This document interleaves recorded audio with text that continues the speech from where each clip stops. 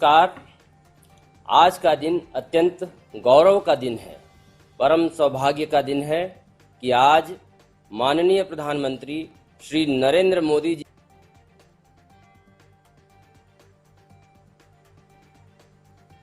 महत्वपूर्ण परियोजनाओं का लोकार्पण संपन्न होने जा रहा है। ये सभी परियोजनाएं विशेषतः कोसी रेल महासेतु न केवल बिहार के लिए अपितु समस्त देश के लिए बहुत बड़ी सौगात है। इस ऐतिहासिक अवसर पर आप सभी माननीय महानुभावों को पूर्व मध्य रेल हाजीपुर बिहार की ओर से सादर नमन करते हुए माननीय गृह राज्य मंत्री श्री नित्यानंद राय जी से स्वागत संबोधन हेतु सादर आग्रह है।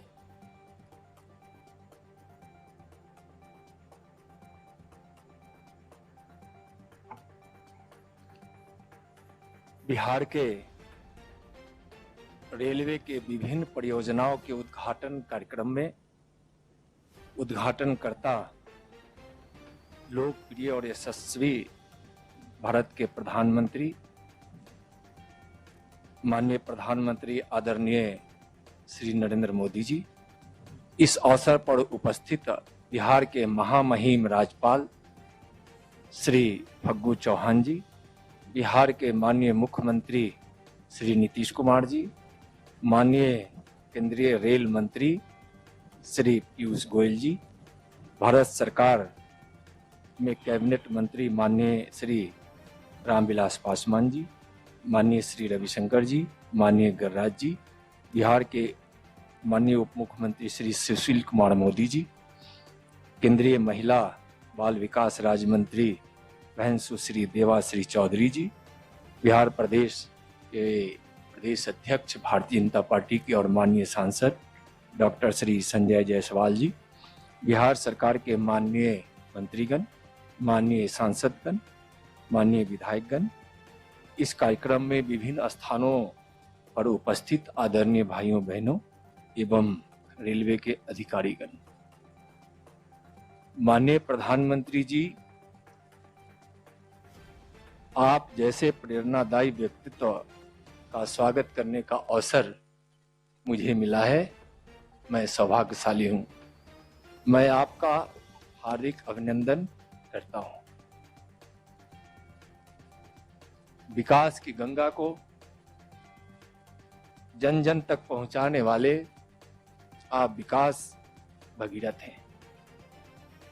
गरीबों की जिंदगी से अंधकार मिटे, उनके जीवन में खुशियों की ज्योति जले, यह आपका संकल्प है और लगातार इस कार्य में आपको सफलता भी मिल रही है। विवेकानंद जी जब विदेश दौरे पे गए थे तो विदेश यात्रा के दौरान किसी ने उनको भूखा और बेबस देश का सन्यासी कहा था। उस समय विवेकानंद ने एक भविष्यवाणी की थी कि मैं वर्तमान में खड़ा होकर 21वीं सदी का भारत देख रहा हूं, जिस भारत में न कोई भूखा है, न कोई बेबस है, न कोई बेघर है, न कोई अशिक्षित है। जैसा हम सब जानते हैं कि विवेकानंद जी के बचपन का नाम नरेंद्र था। एक नरेंद्र ने भविष्यवाणी की थी और दूसरा नरेंद्र आदरणीय आप विवेकानंद की उस भविष्यवाणी को पूरा कर रहे हैं। विवेकानंद ने कहा था कि विश्व कल्याणिनी भारत मां विश्व गुरु बनेगी और अपने विश्व बंधुत्व और शांति कल्याण का संदेश से पूरे दुनिया में गुंजयमान होगी। 21वीं सदी है, आपके नेतृत्व में भारत विश्व गुरु बनने की ओर बढ़ चला है। आप गरीबों के मसीहा हैं। आपके अनेकों रूप को देश और दुनिया देख रही है। कोरोना के युद्ध के सफल मार्गदर्शक के रूप में, देश के चौकीदार के रूप में। मन की बात में जब आप जनसंवाद करते हैं तो एक जनसंवादी के रूप में अनुच्छेद 370 धारा हटाने वाले एक दृढ़ संकल्पी व्यक्तित्व के रूप में, वहीं अयोध्या की धरती पर लेटकर भगवान श्री राम के चरणों में साष्टांग नमन, आपकी इस भक्ति भाव मर्यादा के आप पुजारी हैं, इस रूप को भी दुनिया देख रही है। महाकुंभ के समय गरीब स्वच्छता ग्रही मां का पांव पखारने वाले कर्मयोगी संवेदनशील रूप को तो वहीं लेह के वीर जवानों के बीच जाना, और आपकी बानी हम वो लोग हैं जो बांसुरीधारी श्री कृष्ण की पूजा करते हैं, वहीं सुदर्शन चक्रधारी श्री कृष्ण को भी अपना आदर्श मानते हैं। आपका शांति और शौर्य का यह संदेश दुनिया सुनी है। ऐसे अनेकों रूप को देश और दुनिया देख रही है। आप आज बिहार को बड़ी सौगात दे रहे हैं। वैसे बार बार आप बिहार को बड़ी बड़ी सौगातें देते रहते हैं। पहले भी 1,25,003 करोड़ का विशेष पैकेज जो बिहार के विकास का वाहक बना, पीएम केयर फंड से 500 बेड का कोविड केयर हॉस्पिटल दिए, जिसमें 250 वेंटिलेटर एक हॉस्पिटल आईसीयू बेड हैं। पिछले 1-2 सप्ताह में पहले की भांति फिर किसानों, मत्स्य पालकों, पशुपालकों, माताओं और बहनों के लिए अनेकों योजनाओं का सौगात दिए हैं। आज रेलवे की अनेकों सौगात बिहार को दे रहे हैं। कोसी रेल पुल तो वरदान ही है जो मिथिला, कोसी और सीमांचल के को जोड़ेगा ही, साथ साथ बिहार और देश के कई हिस्सों को भी जोड़ेगा। माननीय प्रधानमंत्री जी, राष्ट्रकवि रामधारी दिनकर जी की एक पंक्ति है कि मानव जब जोर लगाता है तो पत्थर पानी बन जाता है। मानव जब जोर लगाता है पत्थर पानी बन जाता है। राष्ट्रकवि दिनकर के इस कविता के इस भाव को आप साकार कर रहे हैं। बिहार के लिए आज ऐतिहासिक दिन है। माननीय प्रधानमंत्री जी, मैं पुनः अपनी ओर से और बिहार वासियों की ओर से आपका हार्दिक अभिनंदन करता हूं और आभार व्यक्त करता हूं। जय हिंद, जय भारत। धन्यवाद माननीय श्री नित्यानंद राय जी। माननीय रेल मंत्री श्री पीयूष गोयल जी से संबोधन के लिए सादर अनुरोध है। माननीय रेल मंत्री श्री पीयूष गोयल जी। नमस्कार। विश्व के सबसे बड़े लोकतंत्र के लोकप्रिय नेता परम आदरणीय प्रधानमंत्री श्री नरेंद्र मोदी जी, बिहार के महामहिम राज्यपाल श्री फागू चौहान जी, माननीय मुख्यमंत्री और पूर्व रेल मंत्री माननीय श्री नीतीश कुमार जी, बिहार राज्य के उप मुख्यमंत्री माननीय श्री सुशील कुमार मोदी जी, उपस्थित केंद्र और राज्य के मंत्रीगण, सांसद, विधायक, अतिथिगण, भाइयों और बहनों, आज का दिन बिहार के स्वर्णिम इतिहास में एक महत्वपूर्ण अध्याय साबित होने वाला है। 1934 के भूकंप ने बिहार के कोसी क्षेत्र को मिथिलांचल से अलग कर दिया। जिस बिहार को भूकंप ने बांट दिया, उसी को माननीय प्रधानमंत्री श्री मोदी जी के अटक प्रयासों से आज फिर जोड़ा जा रहा है। 2014 से माननीय प्रधानमंत्री श्री नरेंद्र मोदी जी को बिहार की विशेष चिंता रही है। उन्हें यहाँ के लोगों के प्रति संवेदना है और बिहार के चौमुखी विकास के लिए उन्होंने भागीरथ कार्य किए हैं। उनके सबका साथ सबका विकास मंत्र से प्रेरणा लेकर केंद्र और राज्य डबल इंजन के भांति मिलकर कई परियोजनाओं को पूरा कर रही है। 2009 से 14 के बीच रेलवे के लिए बिहार का प्रतिवर्ष बजट औसतन 1100 करोड़ रुपए हुआ करता था। माननीय प्रधानमंत्री मोदी जी ने पूर्वांचल की चिंता रहते हुए कि कैसे हम पूर्वी भारत को तेज गति से विकास से जोड़ें, इस राशि को 3 गुना कर दिया। अब बिहार में प्रतिवर्ष लगभग 3400 करोड़ रुपए निवेश किए जाते हैं बिहार के रेलवे इंफ्रास्ट्रक्चर को बढ़ाने के लिए। 86 वर्षों तक पूर्वोत्तर बिहार के निवासी कोसी नदी पार करने के लिए लंबी दूरी की यात्रा करते थे। उनका सफर अब सरल हो गया है। मिथिलांचल और कोसी क्षेत्र को पुनः सीधे रेल मार्ग से जोड़ने के लिए आज से सुपौल, आसनपुर, कुपाहा के बीच ट्रेन सेवा का शुभारंभ माननीय प्रधानमंत्री जी के कर कमलों द्वारा किया जा रहा है। कोसी महासेतु का शिलान्यास श्रद्धेय श्री अटल बिहारी वाजपेयी जी ने 2003 में किया था, जब माननीय श्री नीतीश कुमार जी रेल मंत्री थे।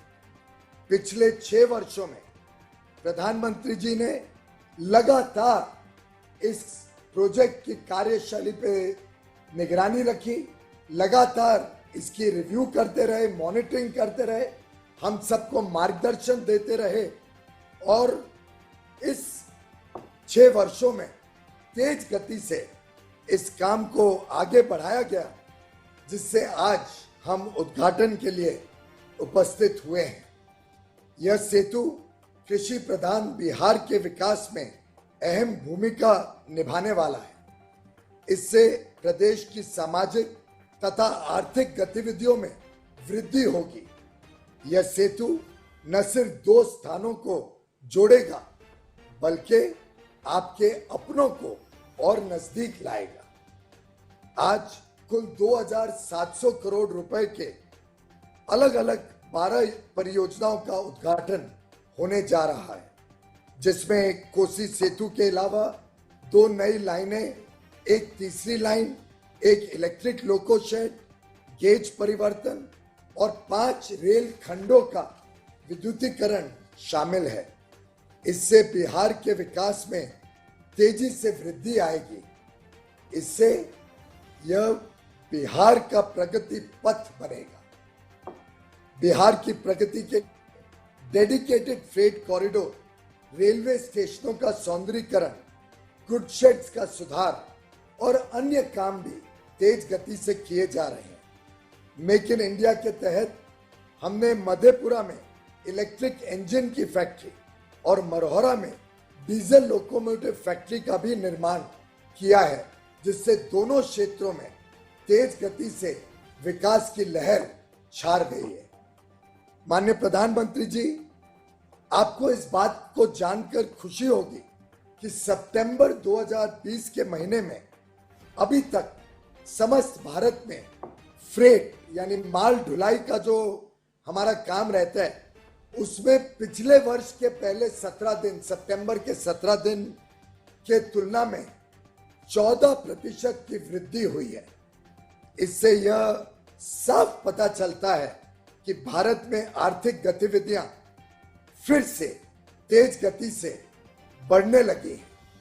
मालगाड़ियों की जो गति है, स्पीड है, वो भी अभी 2 गुनी हो गई है, जिससे सामान आधे समय में पहुंच जाता है अपने स्थान पर। भारत के इतिहास में पहली बार आपकी प्रेरणा से किसान रेल भी चलाई जा रही है। सबसे पहली किसान रेल दानापुर से देवलाली के बीच शुरू हुई, जिससे किसान अपने पैदावार कम समय में देश के कोने कोने तक पहुंचा पाएंगे। माननीय प्रधानमंत्री श्री नरेंद्र मोदी जी के मार्गदर्शन में और माननीय नीतीश कुमार जी और सुशील कुमार मोदी जी के कुशल नेतृत्व में सरकार भविष्य में भी ऐसे ही तेज गति से बिहार का विकास करते रहेगी। ये हम सबका संकल्प है, प्रतिबद्धता है। आपने आज इस कार्यक्रम में समय दिया, इसके लिए पूरा रेल परिवार आपका कृतज्ञ है। बहुत बहुत धन्यवाद माननीय प्रधानमंत्री जी, नीतीश जी, मोदी जी और सभी माननीय अतिथिगण। धन्यवाद माननीय रेल मंत्री महोदय। आदरणीय प्रधानमंत्री जी की प्रेरणा से भारतीय रेल देश के विकास में सतत योगदान दे रही है। विगत 6 वर्षों में भारतीय रेल द्वारा बिहार में किए गए मुख्य विकास कार्यों की झलकियां लघु फिल्म आपके समक्ष सादर प्रस्तुत है। वीडियो सुपरफास्ट एक्सप्रेस अपने निर्धारित समय पर चल रही है। भारतीय रेलवे हर समय है गतिमान, क्योंकि इसके कांधे पर है आपकी उम्मीदें, आपके सपने और आपको शीघ्र और सुरक्षित मंजिल तक पहुंचाने की चाह। तभी तो रेलवे अपने इंफ्रास्ट्रक्चर को करती रहती है लगातार मजबूत और लाती है नए नए बदलाव। जहां पिछले 6 सालों में रेलवे ने प्रधानमंत्री नरेंद्र मोदी के कुशल मार्गदर्शन में हासिल की हैं कई उपलब्धियां, और इन्हीं उपलब्धियों में से एक है मेक इन इंडिया के तहत मधेपुरा में स्थित इलेक्ट्रिक लोको फैक्ट्री, जहां बना था 12,000 हॉर्स पावर का पहला made in India electric engine. अब यहां 24,000 करोड़ रुपए के पूंजी निवेश से बनाए जाएंगे 800 इलेक्ट्रिक लोको, जो बढ़ाएगा रेल की परिवहन क्षमता। बिहार में कनेक्टिविटी को सुगम बनाने की दिशा में पटना और मुंगेर में बना रेल सह सड़क महासेतु 6,000 करोड़ रुपए की लागत से बने इन दोनों महासेतु ने उत्तर और दक्षिण बिहार तक के आवागमन को किया है आसान। कनेक्टिविटी को बढ़ाने की दिशा में ही डेहरी ऑन सोन और सोन नगर के बीच 3 रेल ट्रैक वाले पुल ने भी निभाई है महत्वपूर्ण भूमिका, जहां 130 किलोमीटर प्रति घंटे की स्पीड से मिशन रफ्तार के तहत दिल्ली और कोलकाता के बीच चल रही हैं रेलगाड़ियां। विद्युतीकरण में रेलवे ने बिहार में अब तक कुल 3,318 किलोमीटर रेल मार्ग के 90% हिस्से का काम पूरा हुआ। रेलवे ने पिछले 6 सालों में 9,000 करोड़ रुपए के निवेश से बिहार में नई लाइन तथा आमान परिवर्तन का व्यापक स्तर पर किया है काम। 1,150 करोड़ रुपए लागत वाले 23 रोड ओवर ब्रिज का निर्माण भी हुआ है पूरा। भारतीय रेलवे के आधुनिकीकरण से आज बिहार में स्टेशनों की बदली है सूरत। अब यहाँ एयरपोर्ट की तरह हुई है प्रकाश व्यवस्था, क्विक वाटरिंग सिस्टम, वातानुकूलित प्रतीक्षालय। बिहार में तरक्की के कदम को बढ़ाती रेल कनेक्टिविटी जल्द ही अंतर्राष्ट्रीय होगी। इसके लिए जयनगर को जोड़ा गया है जनकपुर से। रक्सौल से काठमांडू तक रेल लाइन का भी जल्द शुरू होगा निर्माण। लोक संस्कृति को बढ़ावा देने में महत्वपूर्ण ट्रेनों के बाहरी भाग पर लगाई गई मिथिला पेंटिंग ने स्थानीय कला को दी अंतर्राष्ट्रीय पहचान। लगभग 300 किलोमीटर का ईस्टर्न फ्रेट कॉरिडोर बिहार से होकर गुजरेगा, जो इस क्षेत्र में लाएगा बड़ा निवेश। बिहार बढ़े, तरक्की के नए आसमान को छुए, इसलिए कई कार्य प्रगति पर भी हैं, जिसमें 1,000 किलोमीटर के लगभग नई लाइन, गया और सोनपुर में 250 करोड़ रुपए की लागत से मेमू कार शेड, भागलपुर में गंगा नदी के ऊपर नया रेल पुल, मोकामा बरौनी के मध्य दोहरी लाइन के नए रेल पुल का निर्माण शामिल है। अपने कई प्रोजेक्ट्स के माध्यम से रेलवे ने बिहार में खोले हैं रोजगार के अनेकों द्वार।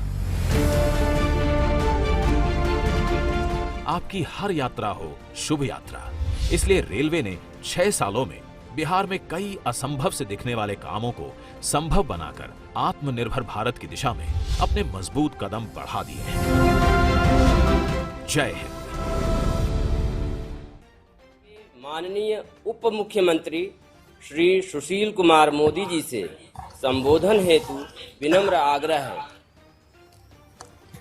देश के लोकप्रिय प्रधानमंत्री आदरणीय श्री नरेंद्र मोदी जी, बिहार के महामहिम राज्यपाल श्री फागू चौहान जी, बिहार के माननीय मुख्यमंत्री श्री नीतीश कुमार जी, भारत सरकार के माननीय मंत्री श्री रामविलास पासवान जी, माननीय रेल मंत्री श्री पीयूष गोयल जी, बिहार सरकार के माननीय मंत्री श्री विजेंद्र यादव जी, भारत सरकार एवं बिहार सरकार के मंत्रीगण, सांसद, विधायक, विधान पार्षद एवं रेलवे के वरिष्ठ अधिकारीगण एवं मित्रों, बहनों और भाइयों, आदरणीय प्रधानमंत्री जी, बिहार को यह सौभाग्य है कि बिहार ने देश को 8 रेल मंत्री अब तक देने का काम किया है। और मैं याद कराना चाहूँगा कि जब श्री अटल बिहारी वाजपेयी देश के प्रधानमंत्री थे और नीतीश जी रेल मंत्री थे, उसमें बिहार के लिए 3 मेगा पुल की घोषणा की गई थी।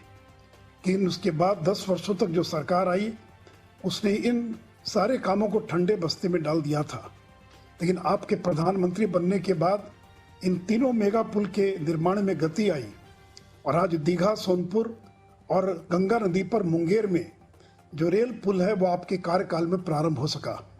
और आज कोसी नदी पर 86 वर्षों के बाद रेल पुल और रेल का परिचालन प्रारंभ हो रहा है।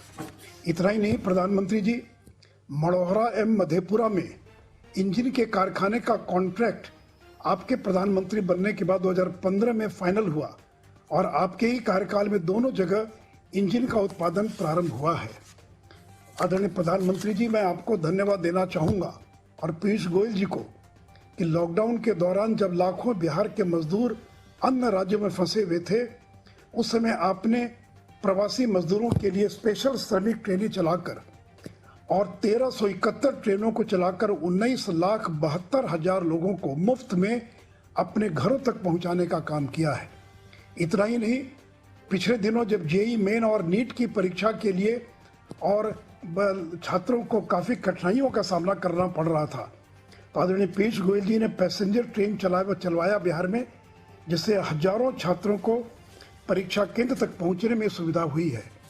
इतना ही नहीं, तो मैं आपको आज इसलिए भी धन्यवाद देना चाहूँगा कि आपने पिछले सप्ताह दरभंगा में नए दूसरे एम्स के निर्माण का, बिहार में दूसरे एम्स के निर्माण का भी और केंद्रीय मंत्रिपरिषद ने निर्णय लिया है। साथ ही साथ रेलवे ने पटना शहर में आर ब्लॉक से दीघा के बीच में जो जमीन बिहार को उपलब्ध कराई है, उसने पटना का कायाकल्प कर दिया है। आदरणीय प्रधानमंत्री जी, पर्यटन क्षेत्र को भी आज के इन कार्यक्रमों से बढ़ावा मिलेगा। विश्व के प्रथम गणराज्य वैशाली और स्वर्गीय रघुवंश बाबू की कर्मभूमि, वहाँ वह वैशाली अब रेलवे के मानचित्र पर आ गया है। और इतना ही नहीं, तो इस्लामपुर नटेसर नई रेल लाइन के खुलने से बौद्ध धर्म के कई प्राचीन स्थल, मुख्यतः जेठियान, जहाँ कहते हैं कि भगवान बुद्ध ने और पैदल यात्रा की थी 2500 साल पूर्व, वह स्थान भी रेल से जुड़ जाएगा। और इस प्रकार बौद्ध और जैन तीर्थ स्थलों को भी आज के इस उद्घाटन से बढ़ावा मिलेगा। आदरणीय प्रधानमंत्री जी, आज इन 4 रेल खंडों का विद्युतीकरण का कार्य पूर्ण होकर और रेल का परिचालन हो रहा है, तब बिहार में 90% रेल लाइन का विद्युतीकरण हो चुका है। और मुझे रेल के लोगों ने बताया कि इससे तेल में 1500 करोड़ प्रति वर्ष की बचत संभावित है।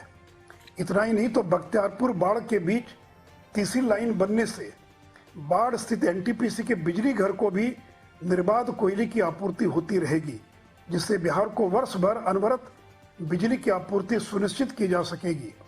आदरणीय प्रधानमंत्री जी, आपके 6 वर्षों के कार्यकाल में बिहार में 774 kilometre gauge conversion new line doubling का कार्य हुआ है, जिस पर रेल ने 22,275 करोड़ रुपया और खर्च किया है।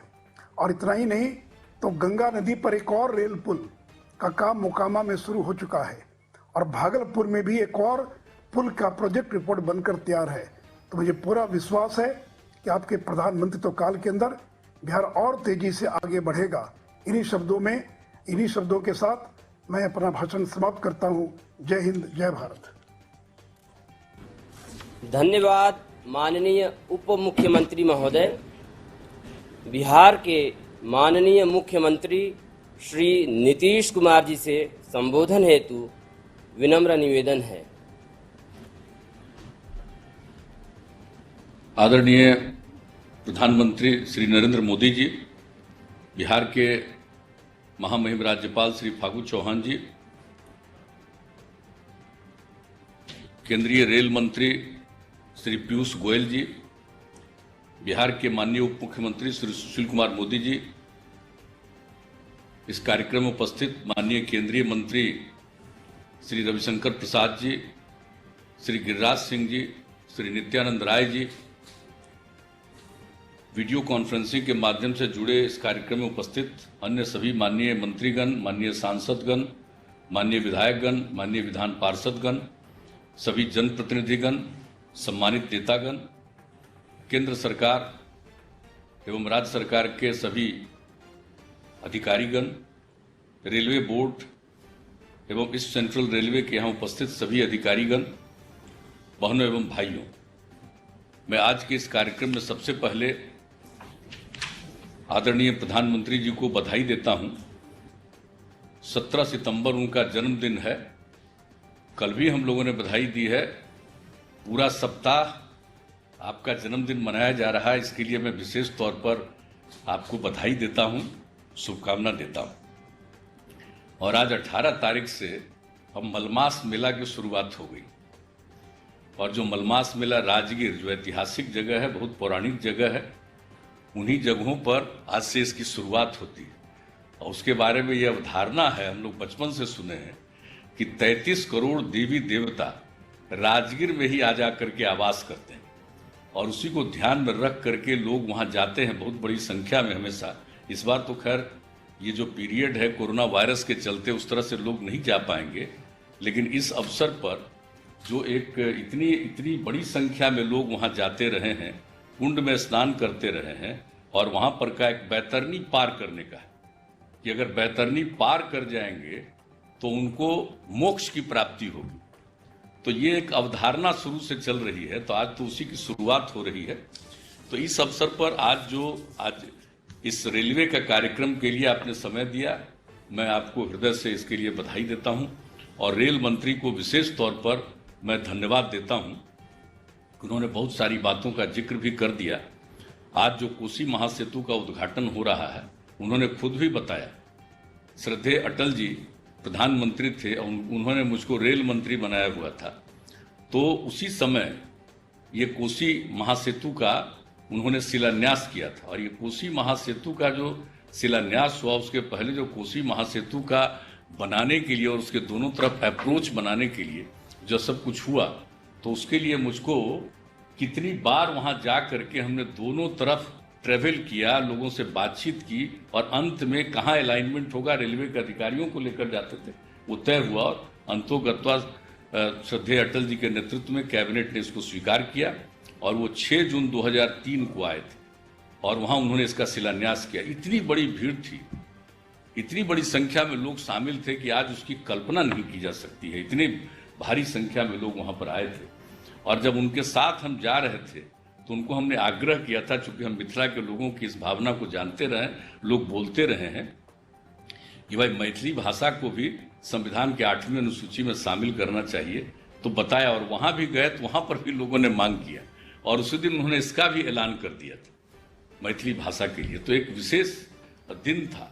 और आज उसके लिए जो कुछ भी जो बनाया गया था अलाइनमेंट, तो उसी के बगल में जो ईस्ट वेस्ट कॉरिडोर का निर्माण हुआ, तो उसका भी अलाइनमेंट वही उसी के जो तय किया गया था कोसी का ब्रिज, उसी के पास उसका भी अलाइनमेंट फाइनली तय हुआ। वो तो पहले बन गया, लेकिन अब इसका कोसी का ब्रिज, और हमारे आदरणीय रेल मंत्री जी आए हुए थे यहाँ पर 12 अगस्त 2018 को पटना।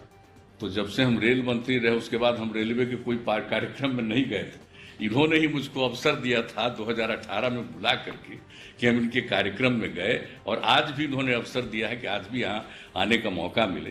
तो रेलवे के साथ तो एक भावनात्मक लगाव भी हम लोगों का है, इसलिए बहुत अच्छा लगा है।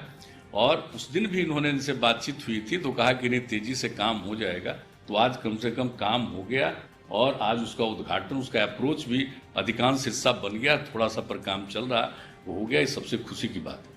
और दूसरा कार्य, जो कई चीज़ों का उद्घाटन शिलान्यास सबकी चर्चा कर दी गई है। दूसरे के बारे में हम बता देना चाहते हैं, हाजीपुर से वैशाली तक का जो रेल लाइन बना है, तो ये हाजीपुर से सुगौली तक के रेल लाइन के निर्माण का हुआ। सुगौली की भी ऐतिहासिक जगह, सुगौली में ही भारत और नेपाल के बीच में बातचीत हुई थी। तो वो सुगौली तक हाजीपुर को जोड़ने के लिए श्रद्धेय अटल जी के नेतृत्व में इसका निर्णय लिया गया, इस रेलवे लाइन का। और वही आए थे इसका शिलान्यास करने 10 फरवरी 2004 में, और वही वैशाली में, वैशाली से ही इसका इन्होंने किया गया, इसका शिलान्यास किया था। और उसके बाद आज एक हिस्सा तो पहले हुआ था और आज वैशाली तक हो गया, खुशी की बात है। और हम तो रेल मंत्री से ही आग्रह करेंगे कि इसको आगे सुपौल तक पहुंचाने वाला भी काम हो जाए। ये भी श्रद्धेय अटल जी के ही नेतृत्व में हुआ और उन्होंने ही इसका शिलान्यास किया।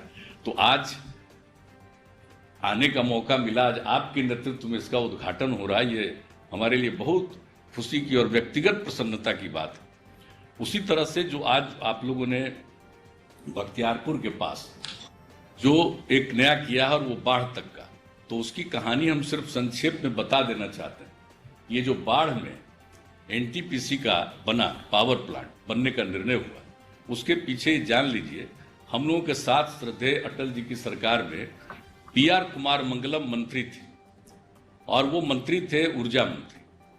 जब हम रेल मंत्री थे, 18 की बात है, तो उसी समय 1998 में जब श्रद्धेय अटल जी की सरकार बनी, तो उन्होंने मुझसे कई अपने तमिलनाडु का और अपने इलाके के रेल के बारे में चर्चा, क्योंकि एक एक बात को हमने कहा कि जरूर होगा, सब करा दिया। उसके बाद एक दिन पार्लियामेंट का सेशन चल रहा था, तो पार्लियामेंट के सेशन के दौरान ही बाहर उन्होंने कहा कि भाई आप अपने क्षेत्र का एक जगह बता दीजिए, आपके कंस्टिट्यूएंसी में हम पावर प्लांट लगाएंगे, अब बड़ा पावर प्लांट लगाएंगे, 616x3 का लगाएंगे। तो मुझे सुखद आश्चर्य हुआ कि भाई उस समय तो नियम बना हुआ था कि जो कोल एरिया है वहीं पर ये पावर प्लांट लगेगा, और उससे तो 250 किलोमीटर से भी ज्यादा दूर है। ये कह रहे हैं पावर प्लांट लगेगा, मुझको बड़ा सुखद आश्चर्य हुआ। और बहुत जल्दी उन्होंने कहा कि आप बताइए एरिया। हमने बता दिया कि पटना के 20 किलोमीटर पूरब से लेकर के आगे 80-90 किलोमीटर में वो देख लें, एक तरफ रेलवे लाइन है, एक तरफ रोड है, और रोड के ठीक बगल में उत्तर साइड में गंगा नदी है। तो देख लें जहां पर उनको उचित लगे। उन्होंने ही सिलेक्ट किया हुआ बाढ़ पंडारक के बीच में वो जगह, चूंकि रेलवे लाइन और रोड के बीच में काफी गैप था, वो जगह का सिलेक्शन हुआ। और जब इसका तय हुआ, इसका भी आकर के शिलान्यास श्रद्धेय अटल जी ने 1999 में किया था। ये मार्च 1999 में किया था इसका उन्होंने शिलान्यास वहां पर उसका। और जब उसका हुआ तो उसी समय बना कि भाई बाढ़ से इसका लिंक बनना चाहिए कोल पॉइंट से हजारीबाग के आसपास। उसी समय ये पूरा का पूरा रेलवे का कंसेप्ट बना। और ये जो रेल लाइन अभी राजगीर और बख्तियारपुर के बीच में था, तो लेफ्ट की तरफ वहां से राजगीर से आने में बख्तियारपुर जाता है, तो राइट साइड में सोचा गया कि इसका बने और बाढ़ तक का रेल लाइन बन जाए, ताकि वहां पर सुविधा, जिसका अभी उप मुख्यमंत्री जी ने चर्चा किया। और ये जो पूरा का पूरा हो गया, हजारीबाग कोयला खदान के पास से कोडरमा, तिलैया, राजगीर, बख्तियारपुर, बाढ़, ये भी सैंक्शन हुआ और इसमें भी काफी काम हो चुका है। लेकिन अभी यही हम आग्रह करेंगे कि इसमें जो जुरही खुराडी सेक्शन में 4 सुरंग बनना बाकी, तो जल्दी बन जाएगा। तभी वहां से इसका कोल का सारा ट्रेन आता रहेगा और इससे लोगों को कोयला पहुंचाने में वहां सहूलियत होगी, कम से कम समय में वहां पर कोयला पहुंचेगा। इसलिए हम तो ये भी आग्रह करेंगे। लेकिन कितनी बड़ी चीज है ये, कितनी खुशी की बात है, कब की बात है, 98 में ये बात हुआ, वहां बना, और उसके बाद रेल के बारे में सोचा गया। आज उससे संबंधित एक रेल का आपके द्वारा उद्घाटन करवाया जा रहा है। आप सोच सकते हैं कि मेरे जैसे व्यक्ति को इस बात से कितनी प्रसन्नता होगी, कितना आज मुझको आनंद हो रहा है कि चलिए उस समय जो किया गया आज हुआ। अब आपकी सरकार बनी तभी तो ये काम हो रहा। इस बीच में कहां लोगों ने किया 10 वर्ष तक? जितना काम होना चाहिए था वो काम नहीं हुआ। ये काम और तेजी से होना चाहिए था, नहीं हुआ। जब अटल जी का ही कार्यकाल था, उसी बीच में जितना हम लोग रेलवे से करवा सके थे उतना करवा पाए थे। और आज जो आपने उद्घाटन किया है फतुहा इस्लामपुर रेलखंड का, उसको आगे जो बढ़ाए हैं आप लोग, ये इस्लामपुर वाले को लाइन को नटेसर तक, तो आपको हम बता देना चाहते हैं कि फतुहा से इस्लामपुर का पहले छोटी लाइन थी, वो एक बार बाढ़ में समाप्त हो गई थी। लोगों की इच्छा थी बने, तो हम लोगों ने इसको रेल मंत्रालय से तय कर दिया और अंत में फतुहा से हम लोगों ने इस्लामपुर तक का रेल लाइन बनवा दिया। और जब उसका उद्घाटन हुआ, इतनी लोगों को खुशी हुई थी। और उसी समय हम लोगों ने सोचा था कि जो चूंकि पटना से गया हम लोग जो जाते हैं, उसका सबसे पुराना जो रोड था वो फतुहा इस्लामपुर होते ही गया जाता था। तो जब फतुहा और इस्लामपुर रेलवे लाइन बन गया, तब हमारे मन में ये बात आई कि रोड है अगर इस्लामपुर से गया तक, तो रेल भी लाइन होना चाहिए। और उसी को रेल लाइन बनाने के लिए ही जो रास्ता तय किया गया, आज उसी का नटेसर तक का काम पूरा हो गया। अब फतुहा इस्लामपुर नटेसर होते हुए गया पहुंचने का, क्योंकि राजगीर से तो आगे हम लोग नटेसर से आगे तक का तिलैया तक का काम करवा चुके हैं पहले से। तो अब बहुत अच्छा है। और इस तरह का जो आज हो रहा है, कितनी हम लोगों को इस सबसे खुशी है। और इसके अलावे बहुत सारा काम आज करवाया गया है, बहुत सारी योजनाओं को पूरा किया गया है। लेकिन मुझे तो बहुत प्रसन्नता है कि ये सब काम तेजी से हो रहा है। हम तो अब एक ही आग्रह करेंगे, जो हम 12 अगस्त 2018 को माननीय रेल मंत्री जी से हम अनुरोध कर चुके थे कि एक लाइन, और इसका उद्घाटन एक हिस्सा आप कर चुके हैं श्रद्धेय प्रधानमंत्री जी, यानी जो दनियावा से बिहार शरीफ तक का उद्घाटन कराया जा चुका है। लेकिन उसी को हम लोगों के समय में तय हुआ था, नेवरा से दनियावा बिहार शरीफ बरबीघा शेखपुरा।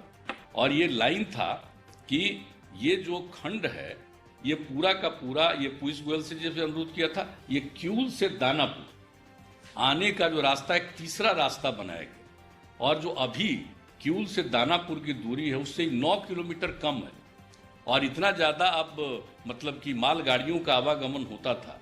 तो हुआ कि अगर ये रेल लाइन बन जाएगा तो बहुत ज़्यादा उपयोगिता इसकी होगी। इसी दृष्टिकोण से इसको स्वीकृत किया गया उसी समय श्रद्धेय अटल जी के टाइम में। तो हम आग्रह करेंगे कि अब थोड़ा थोड़ा काम जो बचा हुआ है, इस काम को भी पूरा कर दीजिए। और एक बात अगर मेरा सुन लीजिएगा बिहार के लिए, तो हम तो रेल मंत्री जी से आग्रह करेंगे कि भाई, Indian railway institute of mechanical engineering, ये जमालपुर मुंगेर में चलता था हम लोगों के टाइम। यूपीएससी से उसके एडमिशन के लिए स्टूडेंट का सिलेक्शन होता था और वहाँ पढ़ते थे। तो जो मैकेनिकल इंजीनियर जो उसमें पास करते थे और उनका नौकरी लग जाता था रेलवे में, वो उनका जो स्टाइल था, जो हम लोगों ने देखा कि ये सब जमालपुर और मुंगेर के पढ़े हुए हैं और वहाँ से ये मैकेनिकल इंजीनियर हैं, उनमें कितना गौरव का भाव रहता था मन में। हम तो आग्रह करेंगे कि रुक गया है, इसको फिर से चालू करवा दीजिए। और चाहिए तो एक आध और बढ़ा दीजिए, इलेक्ट्रिकल को भी बढ़ा दीजिए। इतना ज़्यादा जो इलेक्ट्रिकल के बारे में बात कर रहे हैं, लेकिन ये पुरानी चीज़ है। अगर आप इस बात को मानिएगा, हमने उस बार भी कहा था, आज भी हम आपसे अनुरोध यही करेंगे कि इस बात को भी देखिएगा। लेकिन ये तो एक अलग विषय है। लेकिन जितना काम रेल मंत्रालय के द्वारा करवाया जा रहा है, मैं इसके लिए उन्हें हृदय से बधाई देता हूँ। और जो काम आपने अभी बताया कि जितनी राशि का हम खर्च कर रहे हैं, हम लोगों को पूरा भरोसा है कि और बहुत तेजी से सारी योजनाओं का काम पूरा होगा। और इससे बिहार के लोगों को तो फायदा होगा ही, लेकिन देश भर के लोगों को फायदा होगा, क्योंकि बिहार बीच में है और उससे आने जाने वाले लोगों को भी बहुत ज़्यादा सहूलियत होगी, लोगों को सुविधा होगी। और रेलवे के द्वारा जो मदद किया गया, मैं उसके लिए भी बधाई देता हूँ। जिस समय लॉकडाउन का समय चल रहा था, हमारे मजदूर जो बाहर थे, उनको लाने के लिए जो इतनी बड़ी संख्या में आपने विशेष रेलगाड़ियों का परिचालन कराया, उससे बहुत बड़ी संख्या में करीब 22-23 लाख की संख्या में हमारे बाहर से आए। हमारे उप मुख्यमंत्री जी प्रवासी कह रहे थे, हम हाथ जोड़ करके प्रार्थना करेंगे, इस देश में कोई प्रवासी नहीं है, देश पूरे देशवासियों का है। एक राज्य का कोई दूसरे राज्य में जाएगा तो प्रवासी नहीं है, ये तो अपने देश का वासी है। इसलिए खैर, लेकिन अपने राज्य के लोग जो दूसरे राज्य में गए काम करने के लिए, वहाँ फंस गए, तो वहाँ से आने में तो रेलवे ने सचमुच बहुत दिक्कत थी। अगर रेलगाड़ी नहीं चलवाते आप, तो इतनी दिक्कत थी, किस तरह से लोग आ रहे थे, कहीं कोई पैदल चल रहा था तो कोई किस प्रकार से चल रहा था, कितनी कठिनाई हो रही थी। तो मैं इसके लिए तो जरूर, आज जो कार्यक्रम रेल का हो रहा, तो मैं भी अपनी तरफ से भी, जो उप मुख्यमंत्री जी ने कहा, मैं भी इस बात के लिए मैं विशेष तौर पर बधाई देता हूं और आज के इस कार्यक्रम के लिए विशेष तौर पर मैं आपका अभिनंदन करता हूं और श्रद्धेय प्रधानमंत्री जी ने आज के लिए भी जो समय दिया है इसके लिए मैं उनका भी अभिनंदन करता हूं और अपनी बात समाप्त करता हूं। बहुत बहुत धन्यवाद माननीय मुख्यमंत्री श्री नीतीश कुमार जी। आज लोकार्पित होने वाली समस्त परियोजनाओं पर लघु फिल्म आपके समक्ष सादर प्रस्तुत है। लोहे की दो पटरियों के बीच भागती रेलवे, हर दिन लाखों को उनकी मंजिल तक पहुंचाती रेलवे। तभी तो कोविड-19 जैसी बड़ी बाधा का सामना करते हुए भी ईस्ट सेंट्रल रेलवेज (ECR) ने शुरू किए थे कई नए काम और इसी का लाभ मिलने जा रहा है बिहार वासियों को।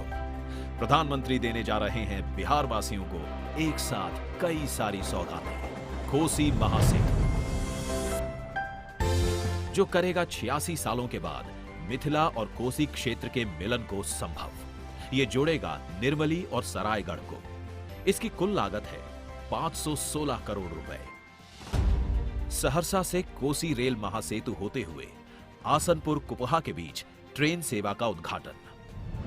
हाजीपुर घोसवर वैशाली नई रेल लाइन, विश्व का प्रथम गणराज्य वैशाली पाएगा स्थान रेल मानचित्र पर और मिलेगा पर्यटन को बढ़ावा। इस्लामपुर नटेसर नई रेल लाइन, रेलवे लाइन गुजरेगी खुदागंज, हरसिंगरा और कटारी स्टेशन होकर। गौतम बुद्ध से जुड़े ये पवित्र स्थान आएंगे रेल मानचित्र पर और होंगे बुद्धिस्ट रेल सर्किट में शामिल। मुजफ्फरपुर सीतामढ़ी रेल मार्ग, कटिहार न्यू जलपाईगुड़ी रेल मार्ग, ये नॉर्थ ईस्टर्न स्टेट्स का गेटवे है। जयनगर दरभंगा समस्तीपुर, समस्तीपुर खगड़िया रेल मार्ग, शिवनारायणपुर भागलपुर रेल मार्ग।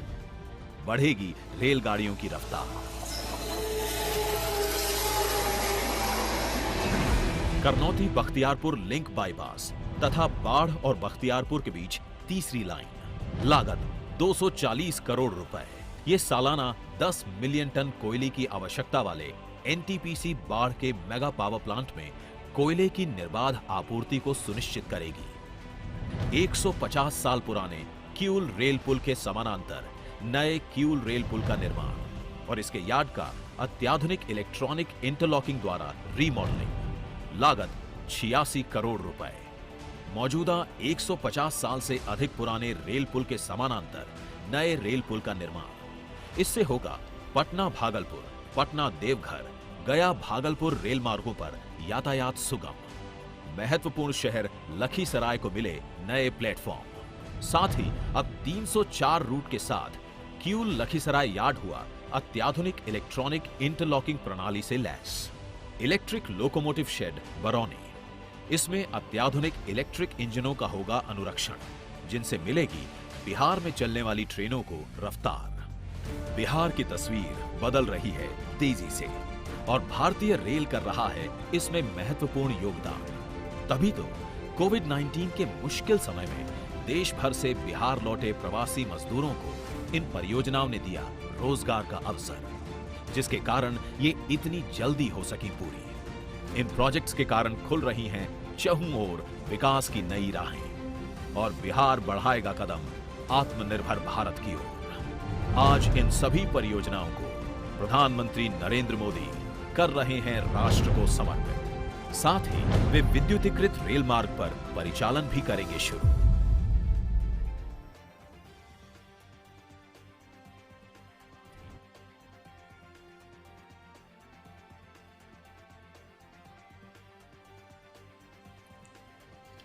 हम सभी के प्रेरणा स्रोत माननीय प्रधानमंत्री श्री नरेंद्र मोदी जी से सादर अनुरोध है कि नवनिर्मित कोसी रेल महासेतु, नवनिर्मित विद्युत लोको शेड बरौनी, नव विद्युतीकृत रेल मार्ग, समस्तीपुर दरभंगा जयनगर रेलखंड, समस्तीपुर खगड़िया रेलखंड, शिवनारायणपुर भागलपुर रेलखंड, सीतामढ़ी मुजफ्फरपुर रेलखंड, करनौती लिंक बाईपास और बाढ़ बख्तियारपुर लिंक के बीच नवनिर्मित तीसरी लाइन, नवनिर्मित किऊल सेतु, और लखीसराय किऊल इलेक्ट्रॉनिक इंटरलॉकिंग, नवनिर्मित रेल मार्ग सुपौल सरायगढ़ आसनपुर कुपहा राघोपुर, नवनिर्मित रेल मार्ग हाजीपुर वैशाली, नवनिर्मित रेल मार्ग इस्लामपुर नटेसर, नव विद्युतीकृत रेल मार्ग कटिहार न्यू जलपाईगुड़ी, नव विद्युतीकृत रेल मार्ग सीतामढ़ी मुजफ्फरपुर को अपने कर कमलों द्वारा रिमोट बटन दबाकर राष्ट्र को समर्पित करें। माननीय प्रधानमंत्री जी।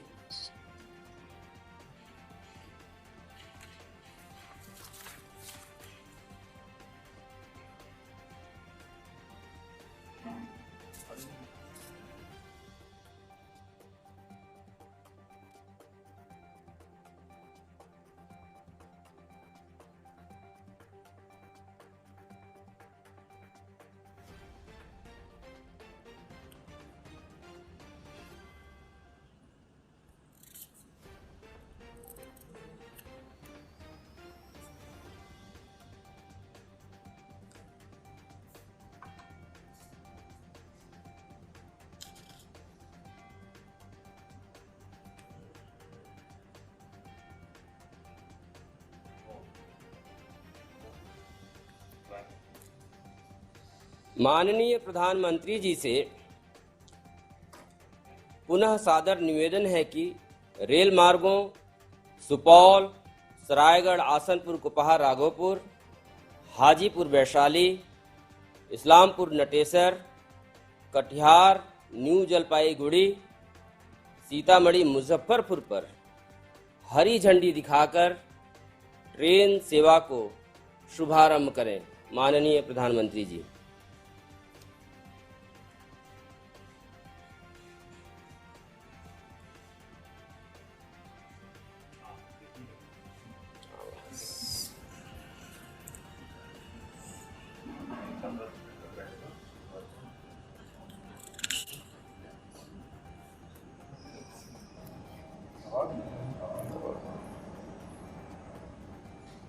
स्टार्ट नहीं होगी।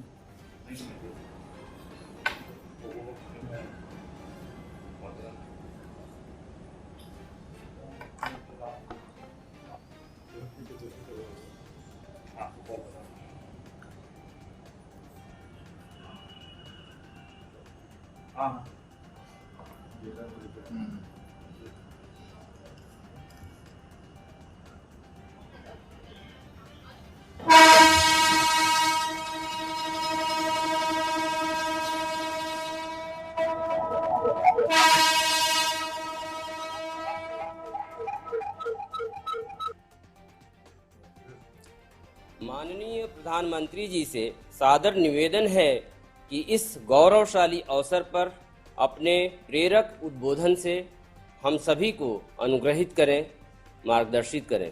माननीय प्रधानमंत्री जी। बिहार के राज्यपाल श्री फागू चौहान जी,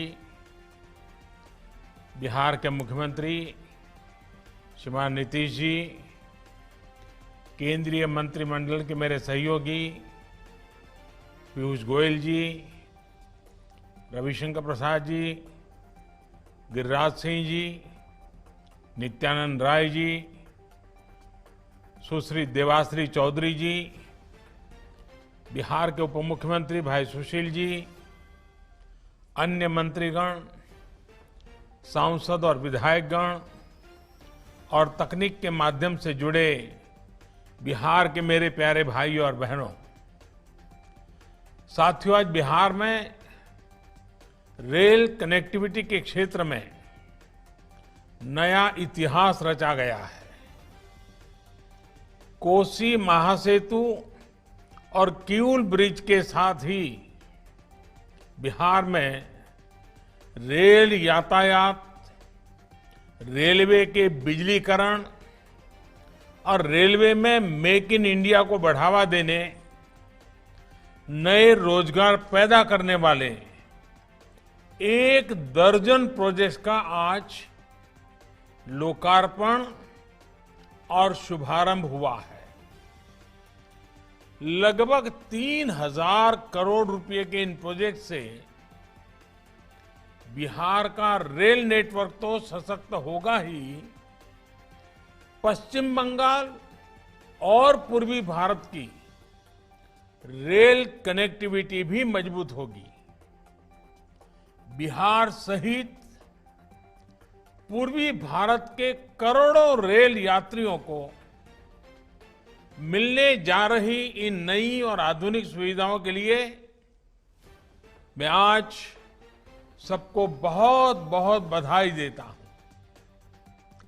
साथियों, बिहार में गंगा जी हो, कोसी हो, सोन हो, नदियों के विस्तार के कारण बिहार के अनेक हिस्से एक दूसरे से कटे हुए रहे हैं। बिहार के करीब करीब हर हिस्से के लोगों की एक बड़ी दिक्कत रही है नदियों की वजह से होने वाला लंबा सफर। जब नीतीश जी रेल मंत्री थे, जब पासवान जी रेल मंत्री थे, तो उन्होंने भी इस समस्या को दूर करने के लिए बहुत प्रयास किया था। लेकिन फिर एक लंबा समय वो आया जब इस दिशा में ज्यादा काम ही नहीं किया गया। ऐसे में बिहार के करोड़ों लोगों की इस बड़ी समस्या के समाधान के संकल्प के साथ हम आगे बढ़ रहे हैं। पिछले 5-6 साल में एक के बाद एक इस समस्या के हल की तरफ तेजी से कदम आगे बढ़ाए गए हैं। साथियों, 4 वर्ष पहले उत्तर और दक्षिण बिहार को जोड़ने वाले 2 महासेतु, एक पटना में और दूसरा मुंगेर में शुरू किए गए थे। इन दोनों रेल पुलों के चालू हो जाने से उत्तर बिहार और दक्षिण बिहार के बीच लोगों का आना जाना आसान हुआ है। खासकर उत्तर बिहार के क्षेत्र जो दशकों से विकास से वंचित थे, उन्हें विकास के लिए नई गति मिली है। आज मिथिला और कोसी क्षेत्र को जोड़ने वाला महासेतु और सुपौल आसनपुर कुपहा रेल रूट भी बिहार वासियों की सेवा में समर्पित है। साथियों, लगभग 8.5 दशक पहले भूकंप की एक भीषण आपदा ने मिथिला और कोसी क्षेत्र को अलग थलग कर दिया था।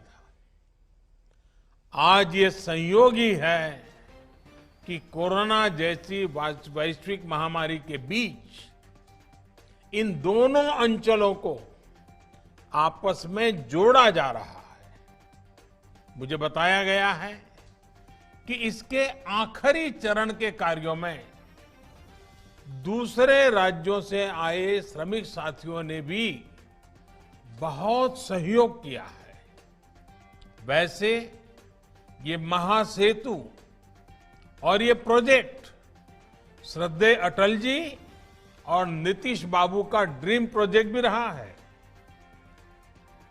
जब 2003 में नीतीश जी रेल मंत्री थे और श्रद्धेय अटल जी प्रधानमंत्री, तब नई कोसी रेल लाइन परियोजना की परिकल्पना की गई थी। इसका उद्देश्य यही था कि मिथिला और कोसी क्षेत्र के लोगों की दिक्कतों को दूर किया जाए। इसी सोच के साथ 2003 में अटल जी द्वारा इस परियोजना का शिलान्यास किया गया था। लेकिन अगले वर्ष अटल जी की सरकार चली गई और उसके बाद कोसी रेल लाइन परियोजना की रफ्तार भी उतनी ही धीमी हो गई। अगर मिथिलांचल की फिक्र होती, बिहार के लोगों की दिक्कतों की फिक्र होती, तो कोसी रेल लाइन परियोजना पर तेजी से काम हुआ होता। इस दौरान रेल मंत्रालय किसके पास था, किसकी सरकार थी, इसके विस्तार में मैं नहीं जाना चाहता। लेकिन सच्चाई यही है कि जिस रफ्तार से पहले काम हो रहा था, अगर उसी रफ्तार से 2004 के बाद भी काम हुआ होता, तो आज का ये दिन पता नहीं कब आता, कितने साल लग जाते, कितने दशक लग जाते, हो सकता है पीढ़ियां बीत जाती। लेकिन दृढ़ निश्चय हो, नीतीश जी जैसा सहयोगी हो, तो क्या कुछ संभव नहीं है। मिट्टी रोकने के लिए आधुनिक टेक्नोलॉजी का इस्तेमाल करते हुए सुपौल आसनपुर कुपहा रूट पर काम पूरा किया गया है। साल 2017 में जो भीषण बाढ़ आई थी, उस दौरान हुए नुकसान की भरपाई भी इस दौरान की गई है। आखिरकार कोसी महासेतु और सुपौल आसनपुर कुपहा रूट बिहार के लोगों की सेवा के लिए तैयार है। साथियों, आज कोसी महासेतु होते हुए सुपौल आसनपुर कुपहा के बीच ट्रेन सेवा शुरू होने से सुपौल, अररिया और सहरसा जिले के लोगों को बहुत लाभ होगा। यही नहीं, इससे नॉर्थ ईस्ट के साथियों के लिए एक वैकल्पिक रेल मार्ग भी उपलब्ध हो जाएगा। कोसी और मिथिला क्षेत्र के लिए ये महासेतु सुविधा का साधन तो है ही, ये इस पूरे क्षेत्र में व्यापार, कारोबार, उद्योग, रोजगार को भी बढ़ावा देने वाला है। साथियों, बिहार के लोग तो इसे भली भांति जानते हैं कि वर्तमान में निर्मली से सरायगढ़ का रेल सफर करीब करीब 300 किलोमीटर का होता है। इसके लिए दरभंगा, समस्तीपुर, खगड़िया, मानसी, सहरसा, ये सारे रास्तों से होते हुए जाना पड़ता है। अब वो दिन ज्यादा दूर नहीं जब बिहार के लोगों को 300 किलोमीटर की ये यात्रा नहीं करनी पड़ेगी। 300 किलोमीटर की ये दूरी सिर्फ 22 किलोमीटर में सिमट जाएगी। 8 घंटे की रेल यात्रा सिर्फ आधे घंटे में ही पूरी हो जाए करेगी। यानी सफर भी कम, समय की भी बचत और बिहार के लोगों के धन की भी बचत होगी। साथियों, कोसी महासेतु की हर तरफ किऊल नदी पर नई रेल इलेक्ट्रॉनिक इंटरलॉकिंग की सुविधा शुरू होने से इस पूरे रूट पर सुविधा और रफ्तार दोनों बढ़ने वाली है। इस नए रेल पुल के निर्माण से झाझा से पंडित दीनदयाल उपाध्याय जंक्शन तक मेन लाइन पर 100-125 किलोमीटर प्रति घंटा की गति से अब ट्रेन चल पाएगी। इलेक्ट्रॉनिक इंटरलॉकिंग के चालू होने से हावड़ा दिल्ली मेन लाइन पर ट्रेनों के आने जाने में आसानी होगी, अनावश्यक देरी से राहत मिलेगी और रेल यात्रा अधिक सुरक्षित होगी। साथियों, बीते 6 साल से भारतीय रेल को नए भारत की आकांक्षाओं और आत्मनिर्भर भारत की अपेक्षाओं के अनुरूप ढालने का प्रयास किया जा रहा है। आज भारतीय रेल पहले से कहीं अधिक स्वच्छ है। आज भारतीय रेल के ब्रॉडगेज रेल नेटवर्क को मानव रहित फाटकों से मुक्त कर पहले से कहीं अधिक सुरक्षित बनाया जा चुका है। आज भारतीय रेल की रफ्तार तेज हुई है। आज आत्मनिर्भरता और आधुनिकता की प्रतीक वंदे भारत जैसी भारत में बनी ट्रेनें रेल नेटवर्क का हिस्सा होती जा रही है।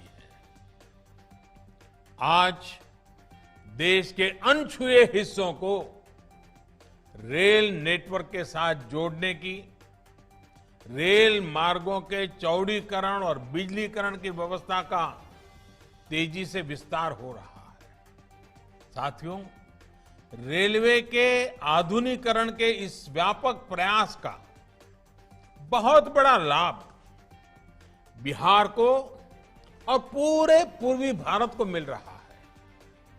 बीते कुछ सालों में मेक इन इंडिया को बढ़ावा देने के लिए मधेपुरा में इलेक्ट्रिक लोको फैक्ट्री और मढ़ौरा में डीजल लोको फैक्ट्री स्थापित की गई। इन दोनों परियोजनाओं से बिहार में लगभग 44,000 करोड़ रुपए का निवेश हुआ है। ये सुनकर हर बिहारवासी को गौरव होगा कि आज बिहार में 12,000 हॉर्स पावर के सबसे शक्तिशाली विद्युत इंजन बन रहे हैं। बरौनी में बिजली के इंजनों के रखरखाव के लिए बिहार का पहला लोको शेड भी काम करना शुरू कर चुका है।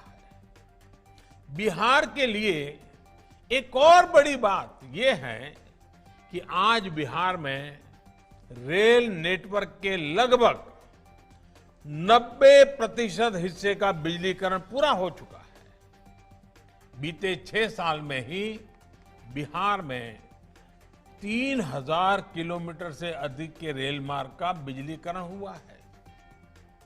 आज इसमें 5 और प्रोजेक्ट जुड़ गए हैं।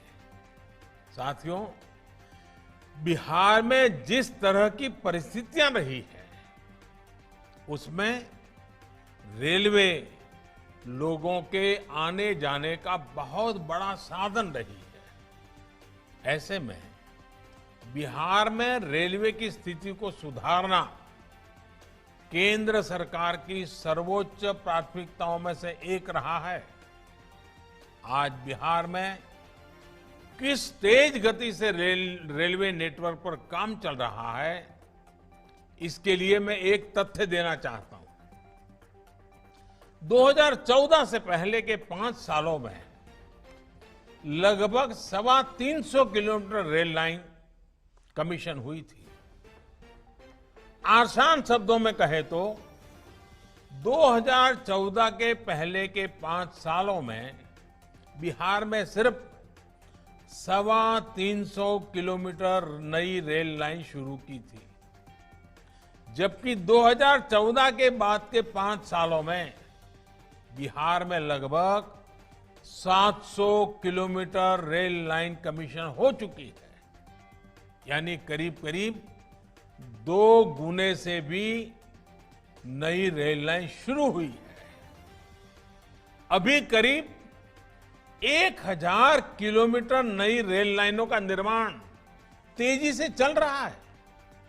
आज हाजीपुर, गोसवर, वैशाली नई रेल लाइन के शुरू होने से वैशाली नगर, दिल्ली और पटना से भी सीधी रेल सेवा से जुड़ जाएगा।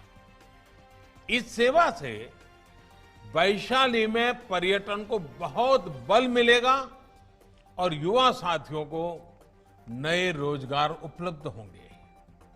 इस तरह इस्लामपुर नटेसर नई रेल लाइन से भी लोगों को बहुत फायदा होगा। विशेषकर बौद्ध मत को मानने वालों को ये नई सुविधा मिलने की इसकी काफी आसानी होगी।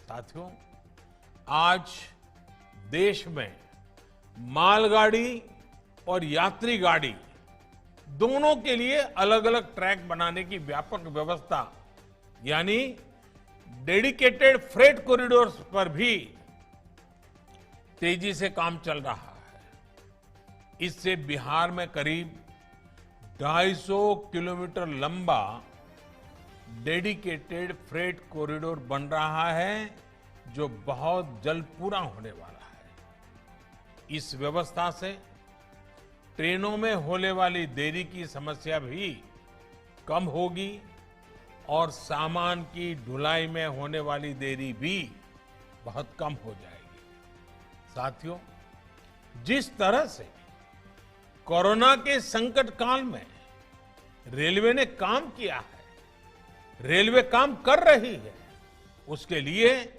मैं भारतीय रेल के लाखों कर्मचारियों को, हमारे साथियों को उनकी विशेष प्रशंसा करता हूं। देश के लाखों श्रमिकों को श्रमिक स्पेशल ट्रेनों के माध्यम से सुरक्षित घर पहुंचाने के लिए रेलवे ने दिन रात एक कर दिया था। स्थानीय स्तर पर श्रमिकों को रोजगार देने में भी रेलवे बड़ी भूमिका निभा रहा है। कोरोना काल में भारतीय रेल की यात्री सेवा भले ही कुछ समय के लिए रुक गई थी, लेकिन रेल को सुरक्षित और आधुनिक बनाने का काम तेज गति से चलता रहा। देश की पहली किसान रेल यानी पटरी पर चलता हुआ कोल्ड स्टोरेज भी बिहार और महाराष्ट्र के बीच कोरोना काल में ही शुरू किया गया। साथियों, ये कार्यक्रम भले रेलवे का है, लेकिन रेलवे के साथ ही ये लोगों के जीवन को आसान बनाने और बेहतर बनाने के प्रयास का भी आयोजन है। इसलिए मैं एक और विषय की चर्चा भी आज आपके बीच करना चाहता हूं, जो बिहार के लोगों के स्वास्थ्य से जुड़ा है। नीतीश जी की सरकार बनने से पहले तक बिहार में इक्का दुक्का मेडिकल कॉलेज हुआ करते थे। इससे बिहार में मरीजों को तो भारी दिक्कत थी ही, बिहार के मेधावी युवाओं के भी मेडिकल की पढ़ाई के लिए दूसरे राज्यों का रुख करना पड़ता था। आज बिहार में 15 से ज्यादा मेडिकल कॉलेज हैं, जिससे अनेक बीते कुछ वर्षों में ही बनाए गए हैं। कुछ दिन पहले ही बिहार में एक नए एम्स की भी स्वीकृति दे दी गई है। ये नया एम्स दरभंगा में बनाया जाएगा। इस नए एम्स में 750 बेड का नया अस्पताल तो बनेगा ही, इसमें एमबीबीएस की 100 और नर्सिंग की 60 सीटें भी होगी। दरभंगा में बनने वाले इस एम्स से हजारों नए रोजगार भी सृजित होंगे। साथियों, देश के किसानों के कल्याण की दिशा में, कृषि सुधारों की दिशा में कल देश के लिए बहुत ही महत्वपूर्ण दिन था। कल विश्वकर्मा जयंती के दिन लोकसभा में ऐतिहासिक कृषि सुधार विधेयक पारित किए गए हैं। इन विधेयकों ने हमारे अन्नदाता किसानों को अनेक बंधनों से मुक्ति दिलाई है। आजादी के बाद किसानों को किसानी में एक नई आजादी देने का काम हुआ है। इन सुधारों से किसानों को अपनी उपज बेचने में और ज्यादा विकल्प मिलेंगे और ज्यादा अवसर मिलेंगे। मैं देश भर के किसानों को इन विधेयकों के पारित होने पर बहुत बहुत बधाई देता हूं। किसान और ग्राहक के बीच जो बिचौलिए होते हैं, जो किसानों की कमाई का बड़ा हिस्सा खुद ले लेते हैं, उनसे बचाने के लिए विधेयक लाए जाने बहुत आवश्यक थे। ये विधेयक किसानों के लिए रक्षा कवच बनकर के आए हैं। लेकिन कुछ लोग, जो लोग दशकों तक देश में शासन करते रहे हैं, सत्ता में रहे हैं, देश पर राज किया है, वो लोग किसानों को इस विषय पर भ्रमित करने की कोशिश कर रहे हैं, किसानों से झूठ बोल रहे हैं। साथियों, चुनाव के समय किसानों को लुभाने के लिए बड़ी बड़ी बातें करते थे, लिखित में करते थे, अपने घोषणा पत्र में डालते थे और चुनाव के बाद भूल जाते थे।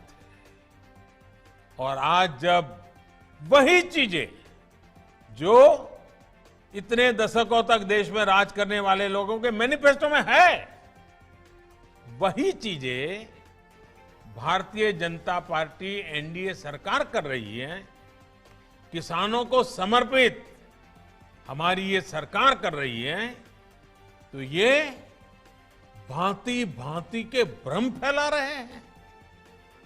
जिस एपीएमसी एक्ट को लेकर अब ये लोग राजनीति कर रहे हैं, एग्रीकल्चर मार्केट के प्रावधानों में बदलाव का विरोध कर रहे हैं, उसी बदलाव की बात इन लोगों ने अपने घोषणा पत्र में भी लिखी थी। लेकिन अब जब एनडीए सरकार ने ये बदलाव कर दिया है, तो ये लोग इसका विरोध करने पर, झूठ फैलाने पर, भ्रम फैलाने पर उतर आए हैं। सिर्फ विरोध के लिए विरोध करने का ये एक के बाद एक अनेक उदाहरण सामने आ रहे हैं। लेकिन ये लोग ये भूल रहे हैं कि देश का किसान कितना जागृत है।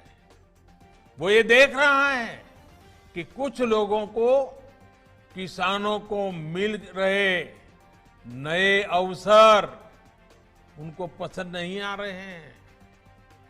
देश का किसान ये देख रहा है कि वो कौन से लोग हैं जो बिचौलियों के साथ खड़े हैं। साथियों, ये लोग एमएसपी को लेकर बड़ी बड़ी बातें करते थे, लेकिन कभी अपना वायदा पूरा नहीं किया। किसानों से किया ये वायदा अगर पूरा किसी ने किया है तो भाजपा एनडीए की वर्तमान सरकार ने पूरा किया है। अब ये दुष्प्रचार किया जा रहा है कि सरकार के द्वारा किसानों को एमएसपी का लाभ नहीं दिया जाएगा। ये भी मनगढ़ंत बातें कही जा रही हैं कि किसानों से धान, गेहूं इत्यादि की खरीद सरकार द्वारा नहीं की जाएगी। ये सरासर झूठ है, गलत है, किसानों के साथ धोखा है। हमारी सरकार किसानों को एमएसपी के माध्यम से उचित मूल्य दिलाने के लिए प्रतिबद्ध है। पहले भी थे, आज भी हैं, आगे भी रहेंगे। सरकारी खरीद भी पहले की तरह जारी रहेगी। कोई भी व्यक्ति अपना उत्पादन जो भी वो पैदा करता है दुनिया में कहीं भी बेच सकता है, जहां चाहे वहां बेच सकता है। अगर वो कपड़ा बनाता है जहां चाहे बेच सकता है, वो बर्तन बनाता है कहीं पर भी बेच सकता है, वो जूते बनाता है कहीं पर भी बेच सकता है। लेकिन एकमात्र केवल मेरे किसान भाई बहनों को इन अधिकारों से वंचित रखा गया था, मजबूर किया गया था। अब नए प्रावधान लागू होने के कारण किसान अपनी फसल वो देश के किसी भी बाजार में अपनी मनचाही कीमत पर बेच सकेगा।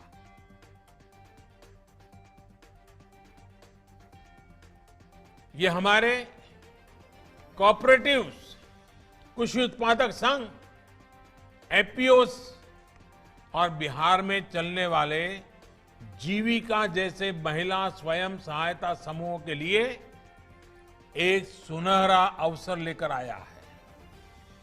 साथियों, नीतीश जी भी इस कार्यक्रम में मौजूद है। वो भली भांति समझते हैं कि एपीएमसी एक्ट से किसानों का क्या क्या नुकसान होता रहा है। यही वजह है कि बिहार का मुख्यमंत्री बनने के बाद अपने शुरुआती वर्षों में ही नीतीश जी ने बिहार में इस कानून को हटा दिया था। जो काम कभी बिहार ने करके दिखाया था, आज देश उस रास्ते पर चल पड़ा है। साथियों, किसानों के लिए जितना एनडीए शासन में पिछले 6 वर्षों में किया गया है, उतना पहले कभी नहीं किया गया। किसानों को होने वाली एक एक परेशानी को समझते हुए, एक एक दिक्कत को दूर करने के लिए हमारी सरकार ने निरंतर प्रयास किया है। देश के किसानों को बीज खरीदने में, खाद खरीदने में, अपनी छोटी छोटी जरूरतों को पूरा करने के लिए किसी से कर्ज न लेना पड़े, इसके लिए ही प्रधानमंत्री किसान कल्याण योजना शुरू की गई थी। इस योजना के तहत अब तक देश के 10 करोड़ किसानों के खाते में करीब करीब 1 लाख करोड़ रुपए, 1 लाख करोड़ रुपए सीधे किसानों के खाते में ट्रांसफर किए जा चुके हैं। कोई बिचौलिया नहीं। किसानों को पानी की दिक्कत ना हो, किसानों से अटकी पड़ी सिंचाई, दशकों से अटकी पड़ी सिंचाई, वो परियोजनाएं पूरी हो, इसके लिए प्रधानमंत्री कृषि सिंचाई योजना पर करीब 1 लाख करोड़ रुपए खर्च किए जा रहे हैं। वो यूरिया जिसके लिए लंबी लंबी लाइनें लगती थी, जो किसानों के खेत में कम और फैक्ट्रियों में ज्यादा आसानी से पहुंच जाता था, अब उसकी 100% निम कोटिंग की जा रही है। आज देश में बड़े स्तर पर कोल्ड स्टोरेज का नेटवर्क तैयार किया जा रहा है। फूड प्रोसेसिंग से जुड़े उद्योगों पर भारी निवेश किया जा रहा है। 1 लाख करोड़ रुपए का एग्रीकल्चर इंफ्रास्ट्रक्चर फंड बनाया जा रहा है। किसानों के पशुधन को बीमारियों से बचाने के लिए देशव्यापी अभियान भी चलाया जा रहा है। मछली उत्पादन बढ़ाने के लिए, मुर्गी पालन को प्रोत्साहन के लिए, शहद उत्पादन बढ़ाने के लिए, दूध उत्पादन बढ़ाने के लिए किसानों को आय बढ़ाने के अतिरिक्त विकल्प देने के लिए केंद्र सरकार निरंतर कार्य कर रही है। साथियों, मैं आज देश के किसानों को बड़ी नम्रता पूर्वक अपनी बात बताना चाहता हूं, संदेश देना चाहता हूं।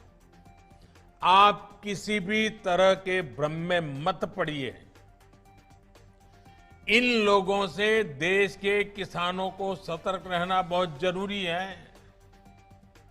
ऐसे लोगों से सावधान रहें जिन्होंने दशकों तक देश पर राज किया और जो आज किसानों से झूठ बोल रहे हैं, वो लोग किसानों की रक्षा का ढिंढोरा पीट रहे हैं, लेकिन दरअसल वे किसानों को अनेक बंधनों में जकड़ कर रखना चाहते हैं। वो लोग बिचौलियों का साथ दे रहे हैं, वो लोग किसानों की कमाई को बीच में लूटने वालों का साथ दे रहे हैं। किसानों को अपनी उपज देश में कहीं पर भी किसी को भी बेचने की आजादी देना बहुत ऐतिहासिक कदम है।